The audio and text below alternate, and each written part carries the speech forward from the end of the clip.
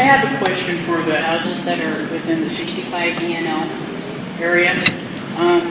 How can they reserve the federal funds to do sound packages and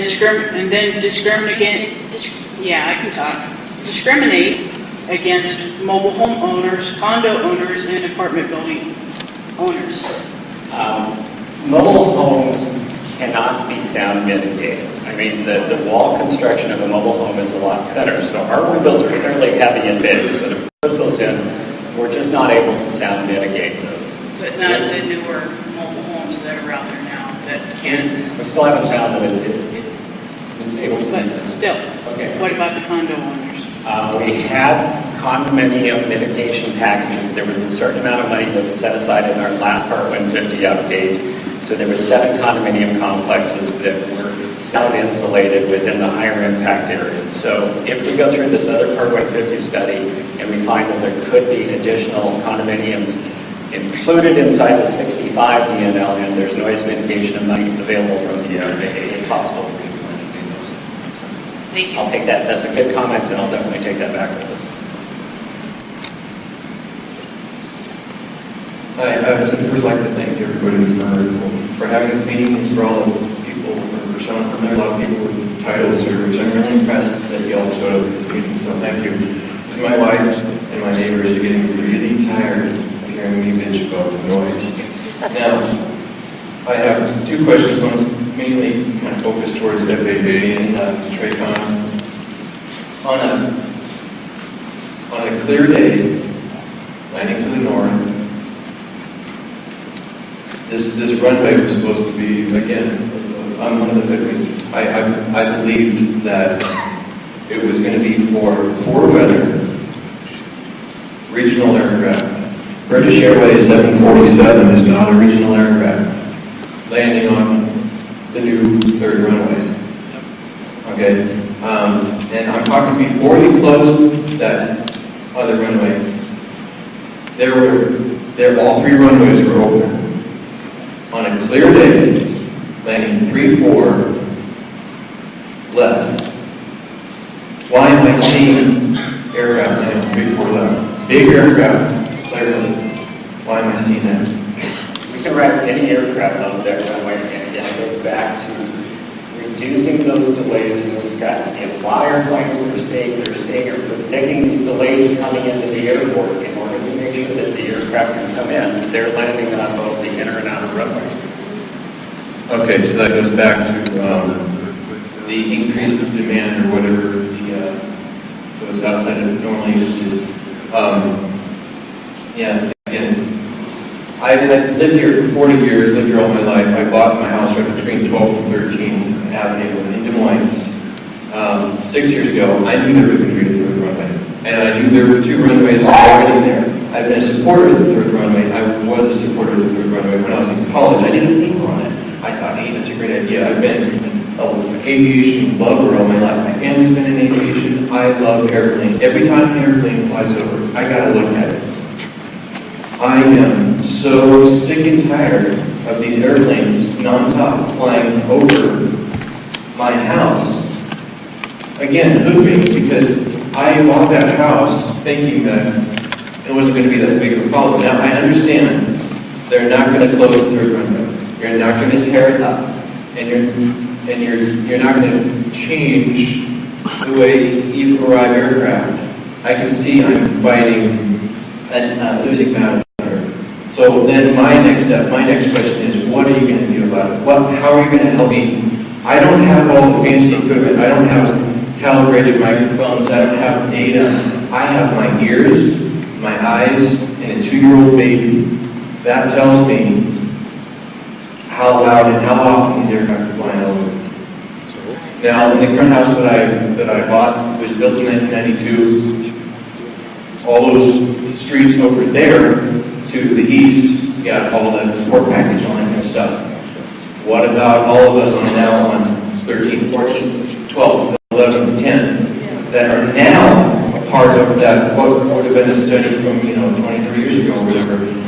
So what do I do? What do I do now? How do I make my house quieter? What can I do? And how are you? What are you using to help me? Unfortunately, and I have to say this, that if you bought your house and it was built in 1995, that house was built to noise codes that meet or exceed the noise mitigation packages that we would put into a house. 92, actually. 92. Does that count? Yeah, I think it's around that time frame. I have to look. Is that windows? What is it? 1985. Does that include doors and skylights, or is it just windows? The local jurisdictions, both the seatac, Des Moines, Darien, all of those have building codes built into their standards. So if the contractor is going to go out to build a home within that noise contour area, they have to build that home that either meets or exceeds the standards that we have at the airport. If we were going to go in and do noise mitigation on your home now, we probably couldn't get any more of a reduction on that house simply because the construction already met those standards. Okay, during the summer months, Good weather. what's the situation in my house? The windows are open, doors are open, and at dinner time, what are we doing? God, a $20,000 back deck that I built with my family and friends, and every 2.1 minutes, we've got to stop our conversations. So my house, okay, you're saying you're not going to be for my house. Well, what about if you open a window or you go out into the backyard? I can't mitigate that. Right, which brings me back to the usage again. They told us poor weather. By the way, if I live on the south end, poor weather should, you know what I'm saying? The poor weather means poor people on the north end are getting it. But I'm getting it on the south end, and good weather.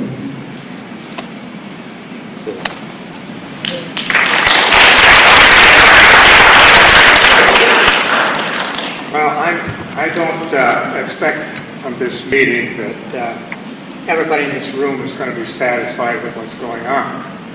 But I would just like to say this, that I was born about a mile from Boeing Field, and I've lived around SeaTac since 1952, and I worked at SeaTac for 35 years.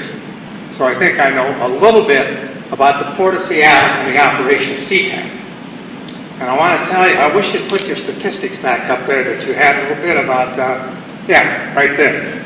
If in 1997 you knew that, if your projections knew that there was going to be 321,000. We did not know that. The projection was 475,000 operations in 2010. For 1997?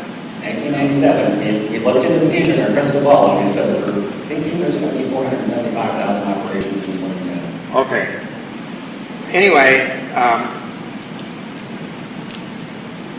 I live 2 blocks. I live on 11th Avenue South. On 13th Avenue South, 2 blocks away, with the same type of house in the same area that I live in, they did noise abatement program about 10 or 15 years ago. And I understood at that time that I was going to get mine shortly. Well, since that time, they built the 3rd runway, which is in line with 13th Avenue South. And your statistics about how many airplanes land at a certain length of time, I went out in my backyard one time this summer, my front yard this summer, and I timed the arrivals. And in 7 minutes, 6 landings took place right over my house. Now, that doesn't agree with your statistics, but that's a fact. And I don't expect you to do anything for me or for any individual in this room. But I would like to see the Port of Seattle think about the number of people that are in this room today, and we're all here for one reason. We expect the Port of Seattle to do something about the problem. That's all.